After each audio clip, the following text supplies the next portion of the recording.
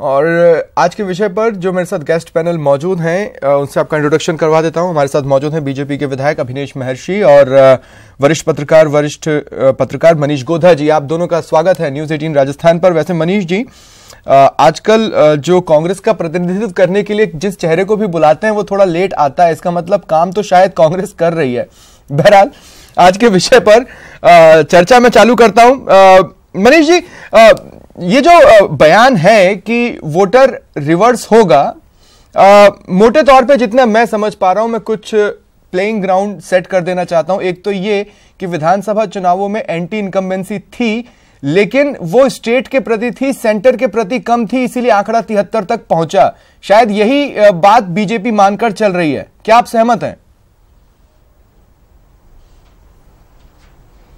देखिए स्वप्निल, वैसे होता तो यही है कि जो स्टेट में रूलिंग पार्टी होती है और यदि 6 बाद चुनाव होते हैं तो आमतौर पर उसको एडवांटेज मिल जाती है, एज पे भी रहती है, मतलब वो अपर एज पे रहती है। अब तक के चुनावों का हमारा एक्सपीरियंस यही रहा है कि लोकसभा विधानसभा के चुनाव जब हुए उसके 6 महीने बाद जब लोकसभा के चुनाव हुए तो आमतौर पर जो रूलिंग पार्टी है उसकी अपर एज रहती है। लेकिन जैसा आपने कहा कि 73 मतलब एक जिस जो चीज़ उम्मीद की जा रही थी कि 30, 35, 40 तक सिमटेगा मामला, वो 73 तक जा पहुंचा। तो इसी ने बीजेपी की उम्मीद बढ़ाई है, इसमें कोई शक नहीं है। और एंटी इनकम्बेंसी, और वैसे भी देखिए आमतौर पर होता भी यही है, होना भी चाहिए कि स्टेट के जो मुद्दे होते हैं वो विधानसभा चुनाव में रहें और जो नेशनल मुद्दे हैं वो लोकसभा चुनाव में अफेक्ट करें। और इस बार ऐसा होता दिख सकता है, मतलब मैं नहीं करा कि तो मनीष जी, एक सवाल और मैं लूंगा। मदन लाल सैनी जिनके रिटर्न की बात कर रहे हैं, और इसको फिलहाल आज की परिस्थिति में आसानी से समझा जा सकता है कि वो किसानों को लेकर ही बोल रहे हैं। वो किसी धर्म जाति की बात नहीं कर रहे हैं, वो एक वर्ग की बात कर रहे हैं। किसान एक वर्ग होता है, और इसका मतलब यह है कि आने वाले समय में ये जो कांग्रेस का कर्ज माफी वाला दाव रहा है उसको लेकर ज्यादा हमलावर होंगे, ज्यादा से ज्यादा हवा बनाएंगे, और वो ये सोच रहे हैं कि किसान ही रिटर्न करेंगे तभी हम केंद्र में रिटर्न कर पाएंगे।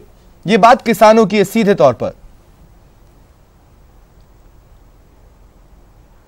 देखिए, किसान की कर्ज माफी का मुद्दा निश्चित रूप से इसमें सरकार डिलीवर करने में फेल रही है। हालांकि घोषणा कर दी है, लेकिन डिलीवर करना जो था 10 दिन का एक जो वादा था उसमें फेल रही है। और विधानसभा में जैसी हमारी सूचना है, हो सकता है कि इसको लेकर के बीजेपी कल से बहुत हमलावर भी रहे अगले 4-5 दिन जब भी विधानसभा चलेगी। और इस मुद्दे को लेकर के यदि कुछ नहीं किया गया तो बाद में सड़कों पर भी आएगी, क्योंकि आपने वादा किया था 10 दिन का, आपने उसको डिलीवर नहीं किया। घोषणा भले ही कर दी बट डिलीवर नहीं किया। तो ये चीज़ बड़ी मुद्दा रहेगी। और इस पर यदि पार्टी ने, मतलब यहाँ पर रूलिंग पार्टी ने, सरकार ने यदि कुछ जल्दी नहीं किया तो निश्चित रूप से उनके गले की फांस बनेगी, इसमें कोई शक नहीं है। और जो बाकी मुद्दे भी हैं, मतलब बाकी जो चीज़ें होती है, देखिए नेशनल मुद्दे एक अलग तरह के रोल प्ले करते हैं लोकसभा चुनाव में। और हमने एक चीज़ देखी भी है पिछले कुछ चुनावों से, एक चीज़ हम देख भी पा रहे हैं कि लोग बाग अलग तरह से थोड़ा सोचने लगे हैं। अब जो सोशल मीडिया पर हम जो ट्रेंड देखते हैं, जो लोगों की चर्चाओं में सुनते हैं, वो सारी चीज़ें कहीं ना कहीं बताती हैं कि हो सकता है कि इस बार वो जो अब तक का हम ट्रेंड देखते आ रहे हैं कि रूलिंग पार्टी या परहेज में रहती है, वो शायद इस बार टूट सकता है। ठीक है, क्योंकि एक माहौल इस तरह का बना हुआ है। ठीक है, एक नारा भी चला मोटे तौर पर। लेकिन जब मदन लाल सैनी ये कह रहे हैं कि रिवर्स होंगे वोटर्स, वो मेजर तौर पर किसानों की तरफ ही इशारा कर रहे हैं। ये मेरे को लगभग स्थिति ये साफ है मनीष जी।